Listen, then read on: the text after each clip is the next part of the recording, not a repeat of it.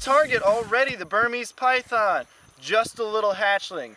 So late July into August, hordes of these little baby pythons hatch, and you can come out here and find like 3, 4, 5 in a night.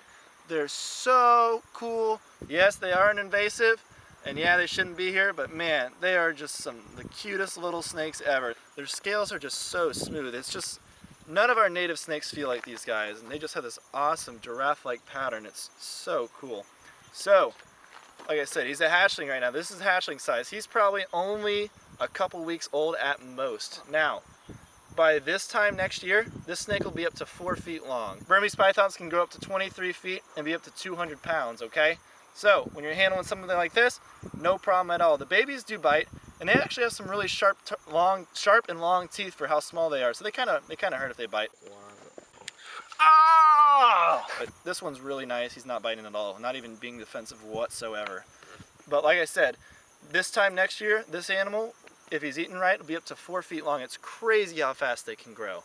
They tend to grow long first. They get up to about 9 or 10 feet, and then once they get that length, they just start getting wide, getting fat, getting real muscular. And any snake, any large constrictor like 10 feet and over, they could potentially be dangerous, yeah. So whenever you handle one of those guys out here, I always like to have a buddy just in case, you know, the unthinkable happens, it wraps up around your neck, anything like that. It's good to have a backup plan. Because they are strong. Snakes, especially these guys, they're pretty much all muscle. They can wrap around you, man, and they can choke you out no problem. So, not to try and be scary or anything, but it's just a reality. So, it's always good to, when you catch a big one, tire it out first, because they're big snakes, so their cardio isn't very good. So they strike a few times, play with them a couple minutes, and they tend to tire out, and then you can grab them behind the head. If not, if you grab a big one behind the head immediately, they'll kind of rear back, wrap a coil around your arm. Once they get your arm all coiled up, start squeezing, then they'll start cranking their neck, trying to get their head out.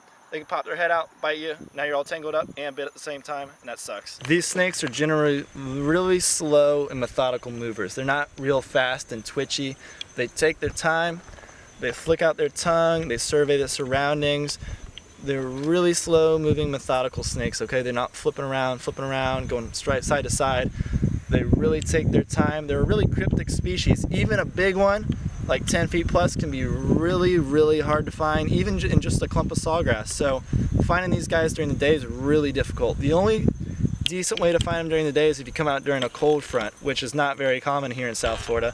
But during a cold front, you can find them out basking, and that's the way a lot of people find them. But other than that, they're just out prowling around at night. Burmese pythons at this size, they're mainly eating rodents like small mice, rats, that kind of stuff.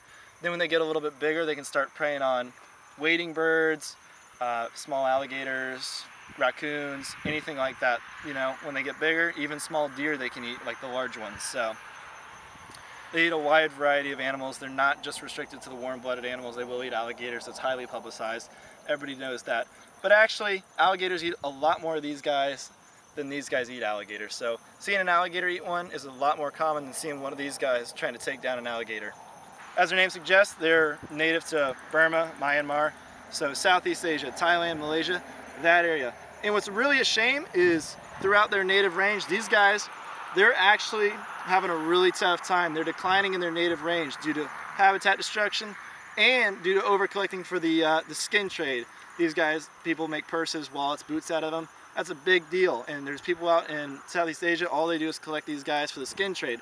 Now you come over here to the Everglades, and they're out here running rampant, and they're causing some serious problems to the ecosystems. Over there, we're trying to conserve these guys, and over here, we're trying to eradicate them. It's a really weird situation. It just stinks. I wish we could take all these guys, put them on a plane, put them on a boat, ship them back to Burma, and just have them, let them go free out there, you know? That would be great, but unfortunately that's not feasible.